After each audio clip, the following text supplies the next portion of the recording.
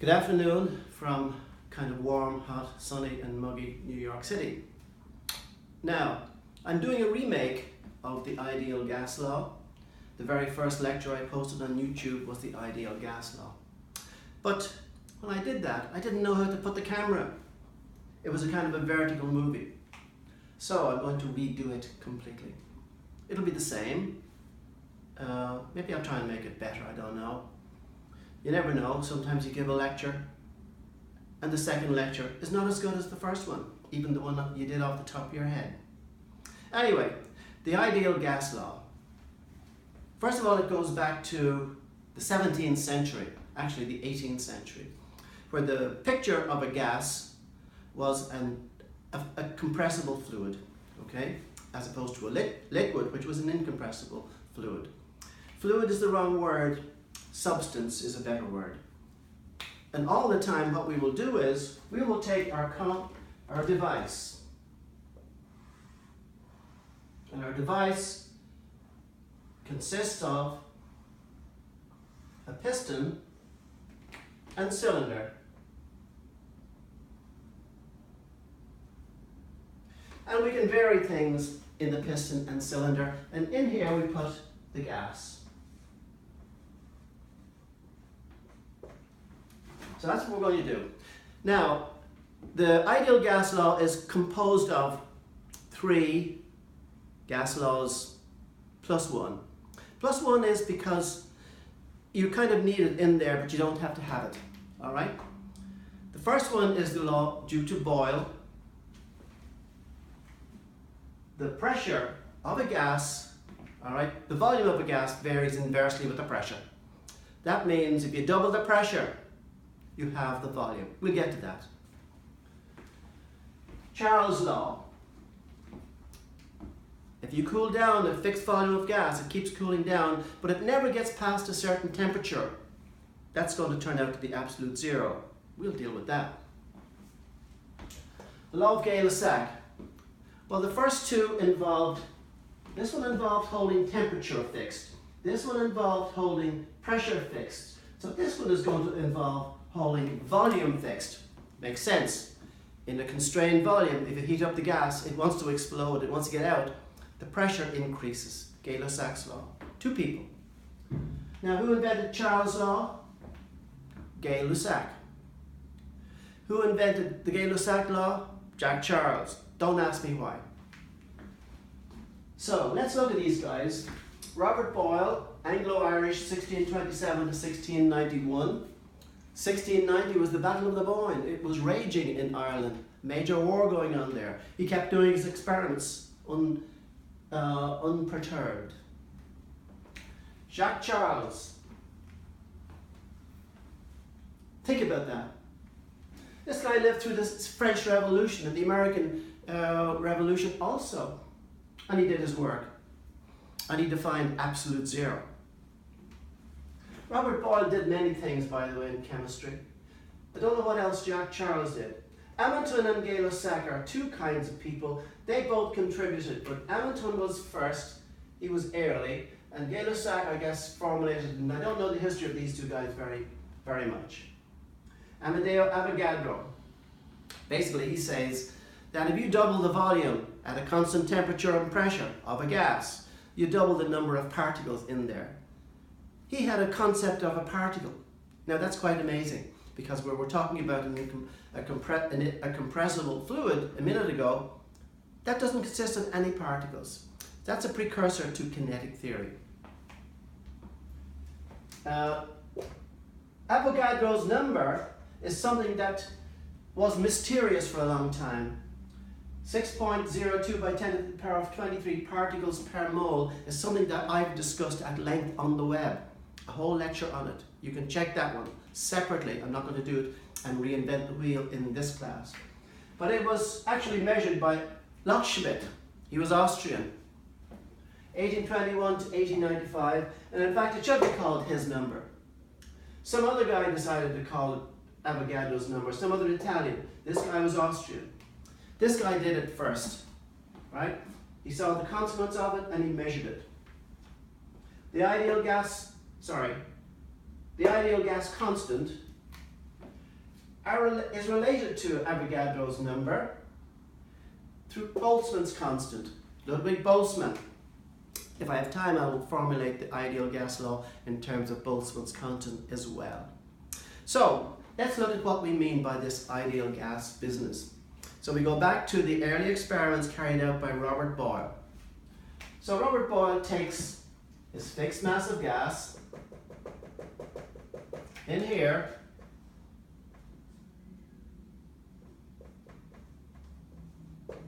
and you can exert a force on this, and it's a piston. If I exert a force on this piston, I will compress the gas. Now for Boyle, we're not changing the temperature, we're keeping it fixed. A force, let's say, of 100 newtons maintains the gas at volume 2 liters, let's say. Now I put on 200 newtons, I'll get a volume of 1 liter. Now for me, I don't use liters at all. I use volume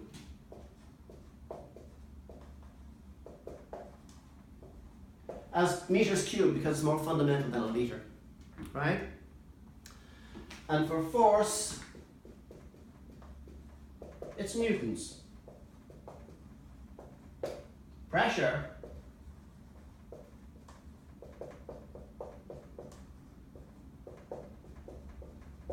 is newtons per square meter, or pascals. I'm going to leave atmospheres out of this one. Actually, I forget what an atmosphere is. Let's look at what an atmosphere is. I know it's 14 pounds per square inch, but just for the record,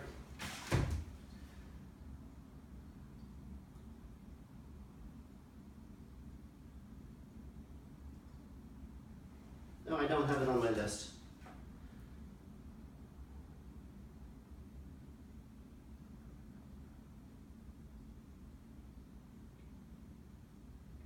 .0 by 10 to the power of 5 newtons per meter squared.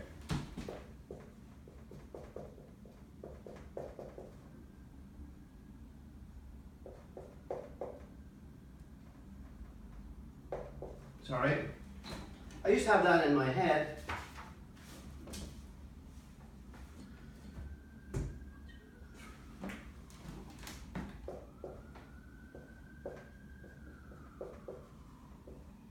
One atmosphere is the same as 1.015 by 10 to the power of 5 newtons per square meter, and I can show you how to convert from one to the other quite easily, all right? Will I bother showing you just yet? No, we'll leave it for now because that's coming up. So, Boyle's law says that the pressure, as you increase it, decreases the volume, or conversely, I could write the other way around. I could say the volume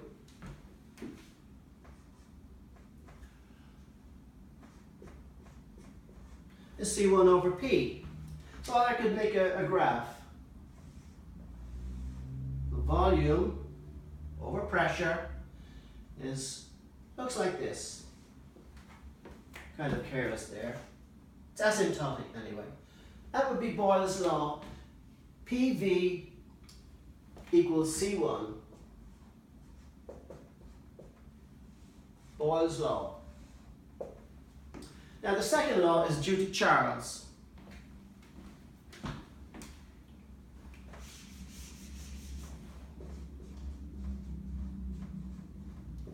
Jacques Charles, he was French, like I said, he lived through the French Revolution. We'll take our fixed mass of gas in the same container. We don't let any particles out. I say particles, I never use the word molecules. Now, the next thing. What parameters could we measure if we were interested as a scientist in the early stages? What could we measure with regard to studying the gas? Well, the first thing is we could measure the amount of gas. Casually, I'm going to say the amount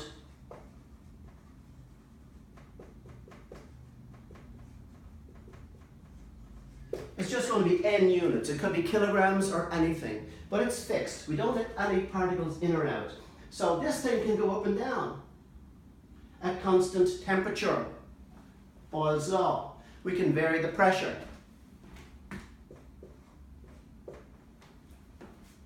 As we vary the pressure, the volume varies, which we measure in cubic meters.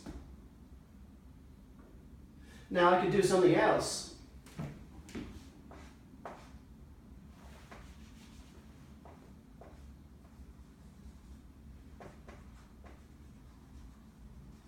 I could stick a Bunsen burner under it and heat it up. All right? I could heat up the gas. If I heat it up, its volume will increase. Or I could put ice underneath it and cool it down.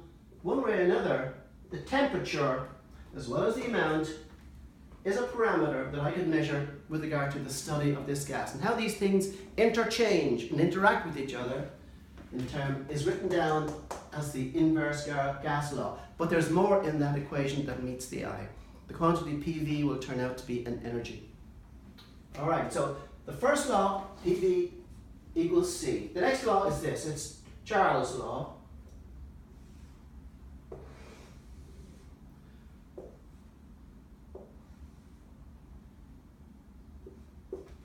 Now, if I'm using the centigrade scale, all gases start off at some kind of constant volume on the centigrade scale, and as I heat them up, the volume will increase. Here's another mass of gas. Here's a smaller mass of gas.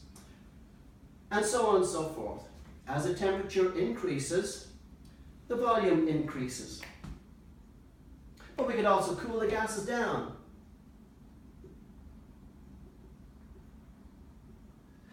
We could cool the gases down physically or extrapolate. Because in practice, let's say we take oxygen. When I start cooling it down, when I get to a certain temperature, and I forget what it is, oxygen becomes a liquid. Liquid hydrogen, same thing. Carbon monoxide, dioxide, it actually solidifies, becomes rock solid. So a phase change happens that stops us cooling the gas down further physically, but ideally, and then happens very closely in the case of helium, getting down to liquid helium, the ideal temperature, if we extrapolate all these curves as straight lines back to negative in the centigrade scale, all meet at the same point.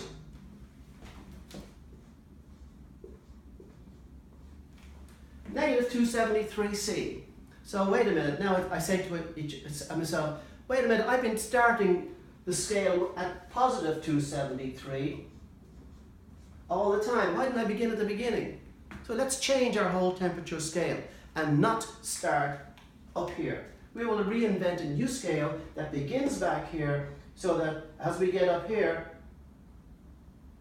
this is 0C, this is going to be positive 273 of whatever the new things we're going to call.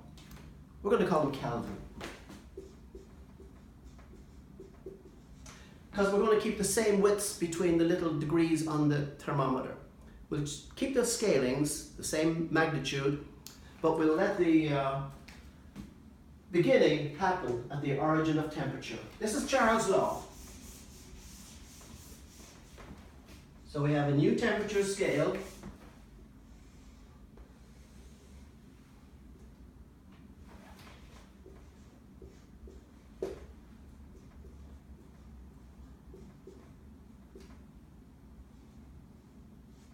So that as soon as we hit 273K, there is a corresponding volume for the gas, and 0 degrees is on the centigrade scale, okay? There's a lot more to be said with that. Absolute zero, sure. But you see that to get from Kelvin to centigrade, all right, you just subtract 273. Or to get from centigrade to Kelvin, you add 273, right? Simple enough. For example, 2 degrees C is 275 degrees K. 10 degrees C is 283 degrees K. Dead simple. Okay. Second law, PV equals, that's the first one. The second one now is V equals C2. I'll do it this way.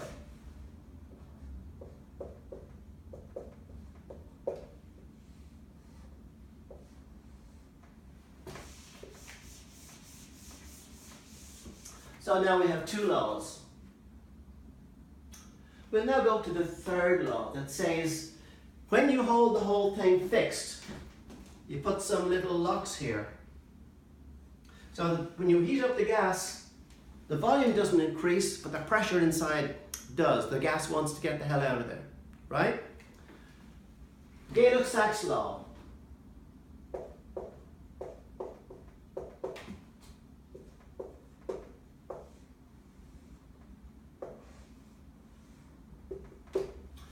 Okay, now we're going to combine them.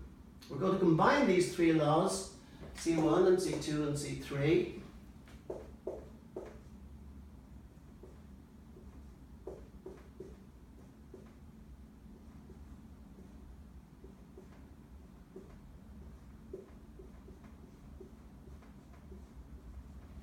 So we multiply the three things and they reach a constant.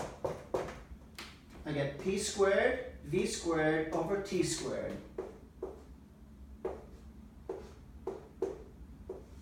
So I square them all.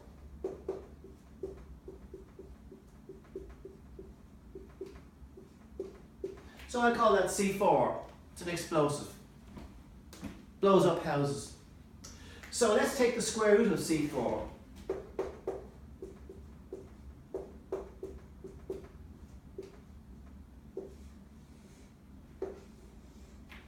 PV over T is C5. Another constant. We're going to rename that constant. We're going to call it R. Now if I take, let's say, a pressure of 1 Pascal, a volume of 1 cubic meter, and a temperature of 1 degree, this R has a value, I've written it up here.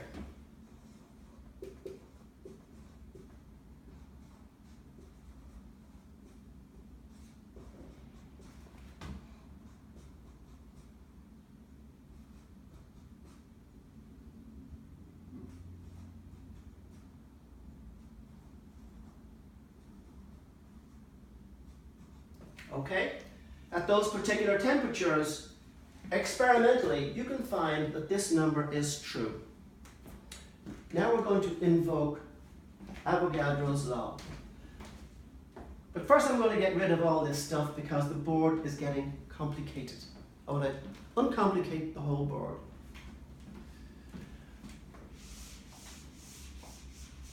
Except for my diagram. I'll keep that.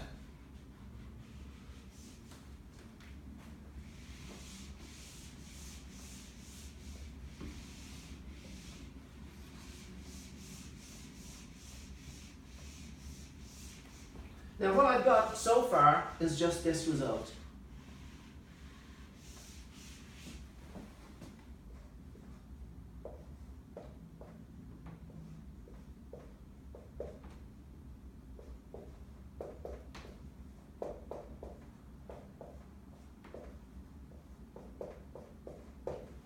Okay? This is called the universal gas constant.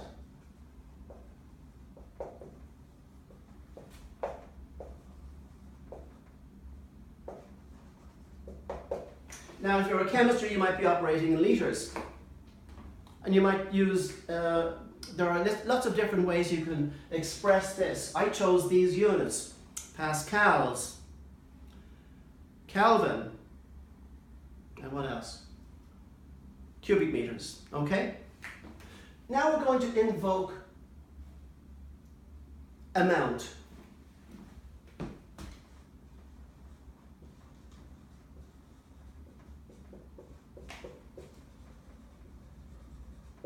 Because I had in here the word amount being written in terms of a mole. Whatever a mole is explained in a separate lecture.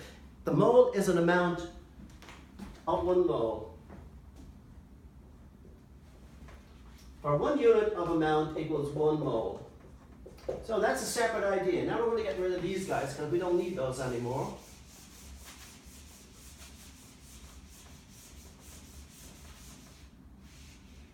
I'll leave some things there. I guess not. Okay, for 1 unit of amount being 1 mole, this is what the universal gas constant is.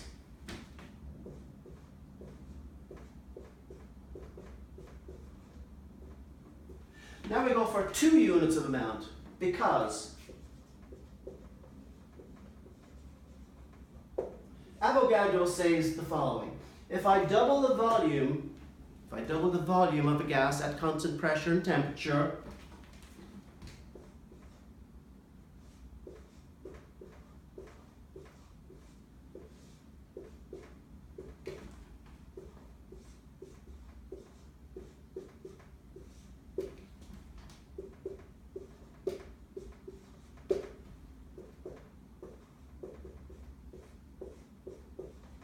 when I had 1 amount of gas, N was 1. But if I have 2 amounts of gas, N becomes 2 R's. To what? The units of amount that we're choosing. In this case, the amount is the mole, to be discussed later.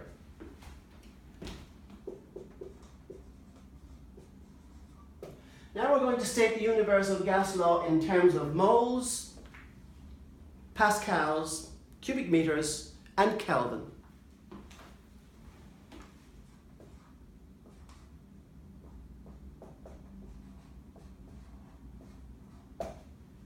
And this is the way you usually see it written down.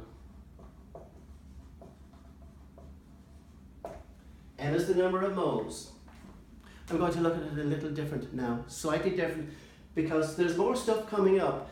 I've yet to invoke Boltzmann's constant, the kinetic theory of gas and so on. This is just lecture 1, because there are several others coming for this one here.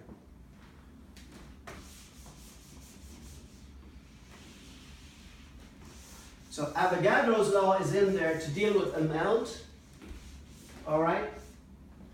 Pressure is dealt with by 2 of the gas laws, volume is dealt with by 2 of the gas laws, and temperature is dealt with by 2 of the gas laws. And I invented a product of them and invoked Avogadro towards the end.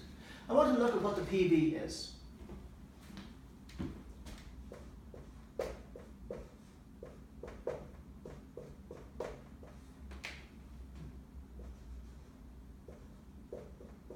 Well, pressure is newtons per square meter, and volume is meters cubed.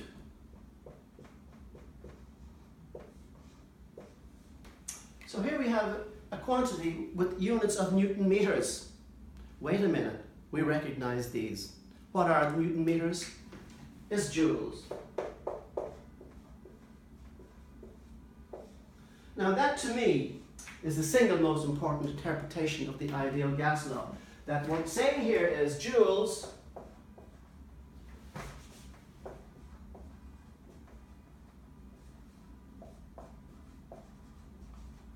is proportional to temperature.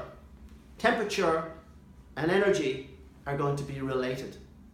Now for fixed mass of gas, they're just this number times R times T, and that is wonderful.